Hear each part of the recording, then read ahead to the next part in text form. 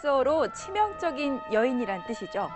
화려한 외모로 남자를 유혹해서 마침내 파멸에 이르게 하는 존재인데요. 금기와 공포의 대상인 동시에 오랫동안 많은 예술인들을 매료시킨 주제이기도 합니다. 사랑의 계절인 봄날, 이 치명적인 유혹을 내뿜는 아름다운 악녀들을 만나보도록 하겠습니다. 날씨를 그리다 지금부터 시작합니다.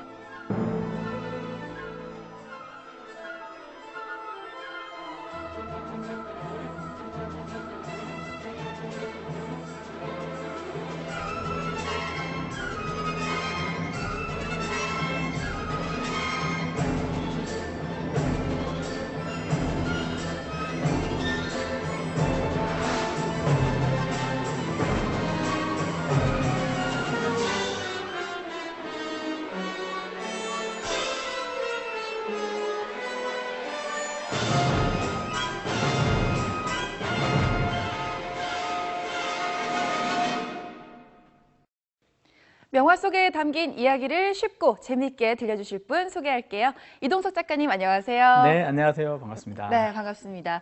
저희가 지난 시간에는 봄의 여신편을 다뤘는데요. 네. 오늘은 봄의 유혹편입니다. 아, 그래서 오늘 옷이 네. 굉장히 유혹적인 드레스를 입고 네, 오셨나 머리도 봐요. 약간 파무파탈처럼 했는데 어떤가요? 예, 기대됩니다. 네, 일단 오늘 볼 그림을 보면요. 정말 화려하고 아름답다라고 그렇게 느껴져요. 좀 오래된 느낌이기는 하지만 오늘 소개해 주실 그림은 어떤 건가요? 이 그림은 그 프랑스의 대표적인 상징주의 화가인 구스타브 모로가 그린 헤롯 왕 앞에서 춤추는 살로메라는 작품인데요. 네. 제가 프랑스에서 공부하지 않았습니까? 네. 불어로 얘기하면 살로메 덩송 드방 헤롯 작품입니다. 잘하시네요. 감사합니다. 네, 이 이야기가 그리스 신화에서 모티브가 됐다고 하거든요. 그런데 어떤 신화 이야기가 담겨 있나요? 사실 살로메는 성경에서 가장 유명한 여자인데요. 하지만 아이러니하게 성경에 그 이름이 직접 등장하진 않아요. 아, 이름이 나와 있지는 않고요. 네, 헤로이드의 딸이라는 걸로 이제 이름이 지칭되어 있는데요. 네. 이미 그 자체로 굉장히 어떤 대단한 스토리가 숨겨져 있을 것 같잖아요. 네. 그 가장 유명한 여자인데 이름은 없고 누구의 딸로 기록되어 있으니까 사실 여기는 어떤 이야기가 담겨 있냐면 살로메의 엄마인 헤로이드는 원래 남편과 이혼하고 그의 형과 재혼을 합니다. 바로 이 왕이죠. 헤롯. 헤롯 왕인가요? 네, 그래서 유대인의 왕이었는데요. 지금도 약간 어떻게 보면 좀 도덕적으로 약간 좀 그렇죠.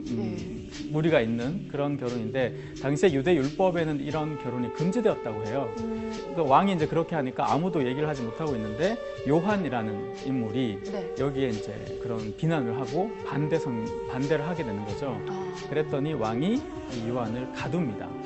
근데 헤로이드인 그 살로메의 어머니이자 헤롯 왕의 새 부인인 네. 헤로디아는 사실 이 요한을 처형하고 싶은데 당시에 어떤 이제 믿음이 있었냐면 이 요한은 선지자, 신이 보낸 선지자일 것이다. 네. 그래서 쉽게 이제 왕도 이 요한을 처벌하지 못했어요. 함부로 하지 못했군요. 예, 그래서 신화에서는 이 헤로디아가 이 살로메를 이용해서 요한을 죽이게 만든다 건데 그런 문제가 남죠. 어떻게 이 어린 소녀가 이 요한을 죽일 것인가. 그렇죠. 근데 네. 여기에 약간 재미난 이야기가 있는데 이 헤롯 왕은 자신의 의붓딸인 살로메에게 약간의 어떤 연정이랄까요? 약간 그런 걸 좀 품고 있어요. 네. 근데 그걸 알게 된 헤로디아가 살로메를 이용해서 이제 죽이는데 어떻게 되냐면 그 헤롯이 그렇게 얘기해요. 살로메야, 내 앞에서 춤을 한 번만 춰준다면 내가 너가 원하는 것을 모든 걸 다 들어주겠다. 그 약속을 합니다. 그래서 살로메가 춤을 춰요. 그 춤이 바로 7베일의 춤이라는 건데 그림에서 보시면 네. 이 뭐랄까 이게 여러 겹으로 되어 있죠. 네. 이런 옷들이 굉장히 화려하게. 그래서 지금은 정확하게 이제 어떤 옷을 입고 어떻게 춤췄는지 기록에 그림으로는 없는데 짐작컨대 이제 아마 요즘 말로 하면 약간 스트릿 댄스라고 할까요? 이렇게 춤을 추면서 하나씩 예를 벗는 네. 그렇게 유혹하는 춤을 췄는데 이제 문제는 그 다음부터예요. 그래서 춤을 춰요. 네. 그랬더니 이제 헤롯이 얘기하죠, 살로메에게. 그럼 너가 원하는 걸 들어주겠다. 그랬더니 이제 살로메가 나는 선지자 요한의 목을 잘라서 은쟁반에 담아달라. 이렇게 굉장히 잔혹하죠. 그 어린 소녀가 할 수 있는 말이 아닐 것 같은데. 네, 또 그렇게 네. 했다고 기록되어 있는데요. 근데 그래서 이제 왕은 갈등을 합니다. 네. 다 그러지 말고 땅을 달려면 내가 내 아이 땅의 절반을 주고 보석을 원하면 모든 보석을 다 주겠다. 하지만 그것만은 안 된다라고 했지만 이 살로메는 고집을 피워서 결국 그렇게 처형을 하게 되죠. 요한을 죽이고 이렇게. 근데 그 직전의 상황을 지금 이 그림을 담고 있습니다.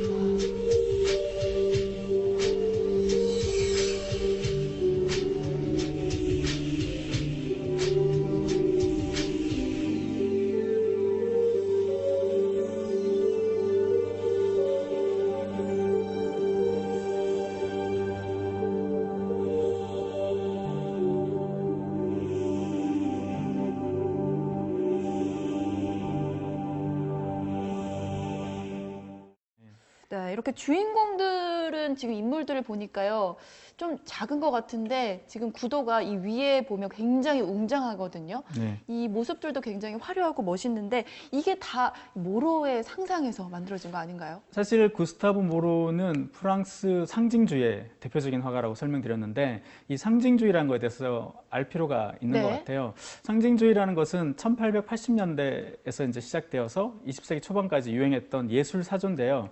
원래는 이제 문학에서 먼저 시작됐는데 당시 이게 예술은 시대상을 이제 반영하는데 네. 당시 시대가 어떤 사회였냐면 유럽 사회는 산업혁명이 성공하고 나서 인간들이 과학과 이성에 대해서 맹신하고 있었어요.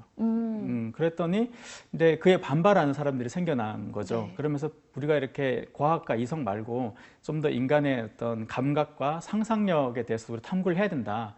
그런 어떤 화파들이 등장한 거죠. 그 사람들을 이제 상징주의라고 일컫는데요. 네. 대표적으로 이제 모로와 우리가 아는 구스타브 클림트 이런 분들이 이제 상징주의 화가인데, 그래서 이 상징주의 화가들이 이게 관심을 주로 기울였던 것은 어떤 불안과 공포, 네. 신화와 전설, 죽음과 성, 그리고 꿈과 무의식 이런 어떤 것들을 주된 소재로 삼았어요. 그러다 보니까 네. 이렇게 살로메의 이야기, 신화를 이용해서 그림을 그리는데 어떤 화풍이랄까 이런 것은 네. 아라베스크나 고딕, 그리고 심지어 여기 불교의 예승까지 보이시죠? 왼쪽 밑에 이런 네. 다양한, 그러니까 무국적, 무시간의 공간이라고 이야기하거든요. 그래서 특정 시간과 특정 공간이라고 딱 꼬집을 수 없는 여러 시간과 여러 공간이 합쳐진, 결합된, 그래서 상징주의를 딱 한마디로 압축하는 표현이 있는데 네. 그게 바로 에드가 앨런 포가 했던 여기가 아닌 다른 어떤 공간이라는 거예요. 그러니까 그에 가장 적합한 어떤 그림이라고 할 수 있죠. 네. 그래서 신화가 바탕인 작품이라서 그런지요. 굉장히 딱 보면 꿈속의 어떤 세계 모습 같기도 하고, 또 보면 뭔가 화려해 보이기도 하지만 또 약간의 암흑, 그런 어두움이 느껴지기도 하거든요. 네, 그런 게 이제 말씀드렸다시피 이 상징주의가 관심을 가졌던 이 불안함, 그다음에 충동, 어떤 꿈, 무의식 네. 이런 세계들이 사실 이성이 지배하지 못하는 시간이잖아요. 네. 그 시간을 그림으로 표현하면 어떻게 될까라는 것에 이제 모로를 비롯한 상징주의 화가들은 대체로 그림톤이 좀 어둡고 좀 침울하면서도 약간 우울할 수 있는 그런 네. 어떤 그림들을 주로 그렸는데, 하나를 더 보시자면 이 바로 제목에서 나와 있는 오이디푸스와 스핑크스라는 네. 작품이에요. 스핑크스가 보면은 지금 이 여자죠. 네. 반이 지금 밑에가 뭔가요? 어떤 모습인 거죠? 어떤 이 동물이죠? 스핑크스는 여기 하반신이라고 해야 되나? 하체라고 그래야 되나요? 네. 요거는 사자고요. 사자예요. 그리고 독수리의 날개를, 그리고 가슴 윗부분은 여인, 아름다운 네. 여인의 모습으로 된. 아주 아름답네요. 예, 약간 뭐 이때는 이제 신화의 세계니까 네. 약간 좀 더 상상력이 많이 들어가 있는 것 같아요. 이 스핑크스가 살던 데는 그리스 테베라는 도시였는데요. 이 돌산에 이제 숨어 있다가 지나가는 행인들한테 퀴즈를 냅니다. 그 수수께끼가 뭐냐면 아침에는 4발로 걷고, 네. 점심에는 2발로 걷고, 저녁에는 3발로 걷는 게 무엇인가? 이거죠. 답은 뭔가요? 답은 사람인데요. 그러니까 어릴 적에는 4발로 기고, 성년이 되면 2발로 걷고, 나이가 들면 지팡이. 때문에? 그래서 그렇군요. 그걸 오이디푸스가 맞춰요. 이제 그 다음이 중요한데 사람들은 여기까지 네, 네. 주로 아는데 어떤 일이 벌어지냐면 네. 이 다음에 사실 오이디푸스는 그 테베라는 도시국가의 왕이 되고요. 이 문제를, 왜냐하면 사람들이 이 스핑크스를 해결했으니까. 네. 그러면 문제는 이제 그거죠. 팜파탈이라는 주제로 이제 돌아가 생각해 보면, 그러면 이렇게 남자를 유혹해서 퀴즈를 내고 틀리면 죽여버리고, 이쪽 부분 보면 이 죽어가는 남자의 손과 발이 보여요. 이제 많은 사람을 죽인 거죠. 그래서 요괴를 무찔렀으니까 네. 이 도시 국가에서는 오이디푸스를 왕으로 섰는데 그러면 이 스핑크스는 어떻게 되었을까요? 죽었을까요? 죽었겠죠. 네. 죽었어요. 어떻게 죽었냐면 참 재밌는데 스핑크스라는 캐릭터가 자기가 냈던 문제를 푸니까 네. 약간 약이 오른다 그러더나? 어. 어떻게 되나? 그래서 네. 이 돌산에 뛰어내려서 죽어요. 자기가 스스로 몸을 던져 네. 죽는군요. 그래서 심리학에서는 이 스핑크스를 사실 여자는 이해할 수 없잖아요. 남자들은 도저히 이해할 수 없는 네. 어떤 거고 이해 불가능한 어떤 상징체로서 등장시키는 거죠. 그러니까 수수께끼가 풀렸으니까 이 여자가 죽어버리는 그런 존재의 어떤 걸로 상징되는 거죠, 스핑크스는. 네. 근데 이 신화 속 이야기에 보면 스핑크스가 굉장히 좀 흉측한 외모라고 묘사가 돼 있거든요. 그런데 지금 이 그림에서는 굉장히 아름다운 그 여인의 모습으로 묘사가 돼 있어요. 왜냐하면 상징주의 화가들이 봤을 때 이 남자를 유혹하려면 아름다워야 되는 거죠. 그렇죠. 흉측한 모습으로는. 흉측한 피하고 도망가겠죠, 그냥. 근데 아름다운 모습인데 잔혹한 모습이 있는 아름다운 마녀. 이런 거에 이제 이끌렸던 거죠. 사실 아름다운 마녀가 어떻게 보면 요부고 화무파탈인데요. 그래서 스핑크스의 외모를 사자와 독수리 날개 이 여인 이렇게만 한정된 게 아니라 어떤 페르낭 크노프라는 벨기에 또 상징주의 화가는 사자 대신에 좀 더 네. 날렵한 치타의 몸을 해서 또 날개도 없어요, 거기는. 치타의 하반신에 여인의 상반신, 금발머리 여인에서 이 오이디푸스를 유혹하는데 사실 그림을 보면 네. 이게 지금 이런 목숨을 걸고 단판 게임을 한다는 느낌이 맞아요. 없죠. 전혀 안 드는데요. 네. 보다 스핑크스가 이렇게 뭐 여자의 몸이니까 좀 더 네. 직접적으로 성적인 유혹을 한다 이렇게 보이고 사실 이 오이디푸스는 그녀의 눈을 뚫어지게 쳐다봐요. 보시면 이 스핑크스를 뚫어지게 쳐다봐서 유혹에 넘어가는 것이 아니라 보다 냉철하게 대면하고 있다 이런 것들을 보여주는데 원래 신화에서 이 스핑크스와 오이디푸스는 대립과 어떤 결투 네. 그런 긴장 관계가 핵심인데 여기에 모로는 성적 긴장감, 에로티시즘을 좀 더 부여해서 사람들을 이렇게 매혹시킨 거죠. 네. 뭔가 이렇게 결투하는 느낌이 아니라 이 여인의 모습을 보고 있으니까 사랑하는 남자를 바라보고 있는 듯한 그런 눈빛인 것 같기도 그게 해요. 바로 이제 속임수인 거예요. 왜 어른 말씀들이 이제 여자 얼굴 보고 이렇게 따라갔다 큰일 난다고. 그래서 네. 이제 그에 이제 속지 않으려는 강인한 의지를 가진 사람이 이제 오이디푸스로 상징화되어 있는 거죠. 네, 그렇군요. 또 다음 작품도 소개를 해주시죠. 네. 이 작품은 딱 보면 아시겠죠? 네, 지금 딱 다리만 봐도 알 것 같아요. 밑에 네. 비늘이 있는 걸 봐서는 인어를 표현한 작품인 것 같네요. 맞습니다. 이 작품은 그 영국의 라파엘 전파를 대표하는 화가였던 존 윌리엄 워터하우스라는 사람이 그렸던 세이렌이라는 작품인데요. 세이렌? 보시면 세이렌은 물에 사는 바다에 사는 요정으로서 네. 이 배를 타고 지나가는 사람들을 유혹해서 이렇게 자기한테 이끌리게 해서 배가 난파되거나 아니면 그 노랫소리에 반해서 이렇게 남자 선원들이 물가에 뛰어들어서 죽는 어머. 그런 어떤 게 이제 세이렌인데요. 네. 그 세이렌을 그리고 있는데 사실 재밌는 게 신화 속에서 세이렌은 이 워터하우스가 그렸던 세이렌도 얘 다른 그림을 보면 지금 여기는 이제 인어처럼 보이지만 원래는 그 새의 날개, 새의 몸에 네. 얼굴이 이제 여자였어요. 아. 왜냐하면 이 세이렌이 남자들을 유혹하는 수단이 바로 이제 노래였거든요. 그러니까 아름다운 아름다운 목소리로. 목소리, 노래였으니까 그래서 아마 이제 새였던 것 같은데 네. 이게 왜 그러면 이렇게 하반신은 물고기로 바뀌었냐 네. 하면 로마 시대 이후로 이 세이렌은 바다의 ним프로 이제 바뀌게 돼요. 그러면서 좀 더 이제 이 바다에 사는 거니까 하반신을 이제 물고기로 바꾸면서 이제 지금의 형태 같은 건데 그 노래소리라는 걸 보여주기 위해서 고대 악기인 리라를 갖고 오는 거죠. 이걸로 노래소리를 불러서 남자들을 유혹해서 지금 보시면 이 남자 선원도 이제 지금 거의 죽음 직전에 뭔가 이렇게 잡고 있네요. 살려고. 여기 지금 이까지는 살아왔는데 네. 이제 뭐 어떤 판본에 보면 이 세이렌들이 남자를 유혹해서 잠들게 한 후 잡아먹고 뭐 죽이고 이렇게 했다. 잔인하네요. 그런 기록도 있거든요. 네. 그래서 여기에 이제 더 참 한 명 더 재밌는 사람이 있는데요. 세이렌에 관해서는 우리가 이제 많이 들었던 오디세이인데 오디세이가 이렇게 바다를 지나갈 때 그런 어떤 요정이 미리 얘기를 해줘요. 이게 세이렌이 나와서 노래를 부르면 다 홀려 죽으니까 밀랍으로 귀를 막고 노래를 못 듣게 가라고.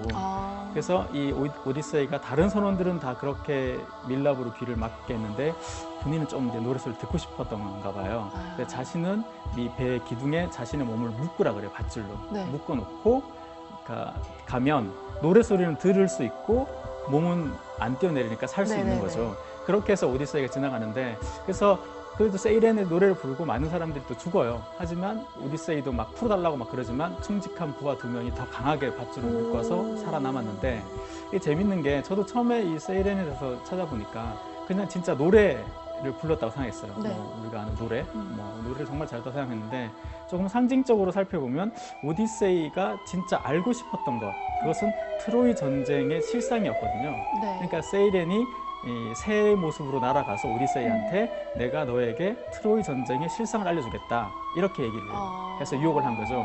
그 궁금증을 참지 못하고 대부분 많은 남자들이 이제 뛰어들었던 거죠. 근데 하지만 오디세이는 뛰어들 수 없었던 거죠. 네, 그 배에 몸이 살았군요. 묶여 있었으니까. 그래서 살아 돌아와서 그 이야기를 전했던 거죠.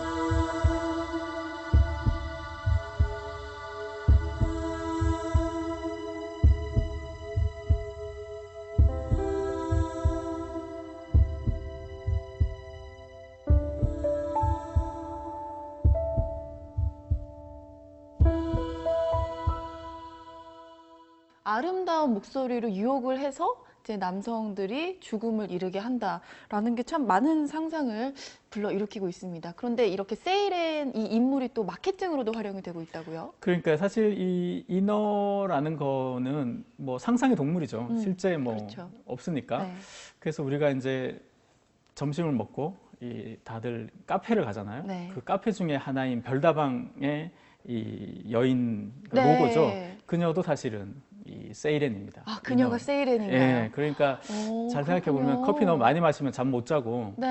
그러니까 절제해서 이제 삶에 이용해야 된다. 뭐 그런 메시지도 있나 봐요. 아, 근데 사실 이 판무파탈은 남자를 파멸에 이르기도 하면서도 또 이렇게 작가들에게는 어떤 뮤즈의 역할을 하기도 하는 것 같아요.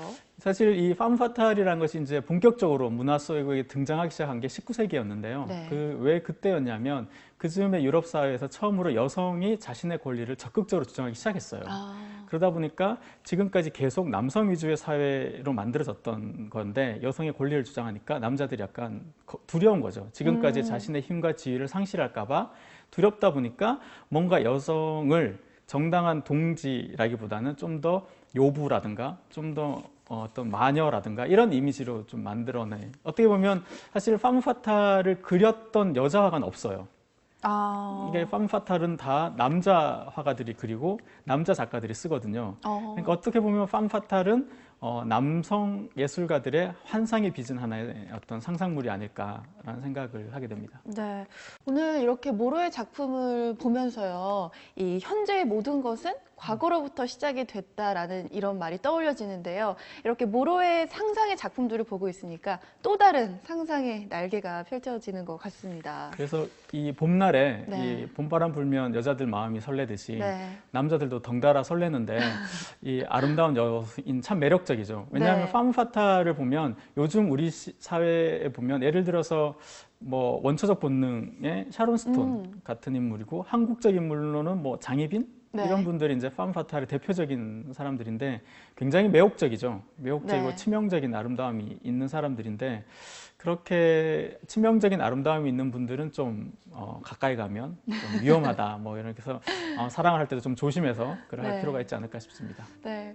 저희는 그 지난 회차에는 또 봄의 여신을 다뤘는데요. 저는 개인적으로 오늘 이 봄의 악녀 이야기 정말 재밌고 또 인상이 강렬하게 남을 것 같은 그런 생각이 듭니다. 네, 오늘 말씀도 감사하고요. 다음 시간에도 재밌는 명화 이야기 기대하겠습니다. 수고하셨습니다. 네.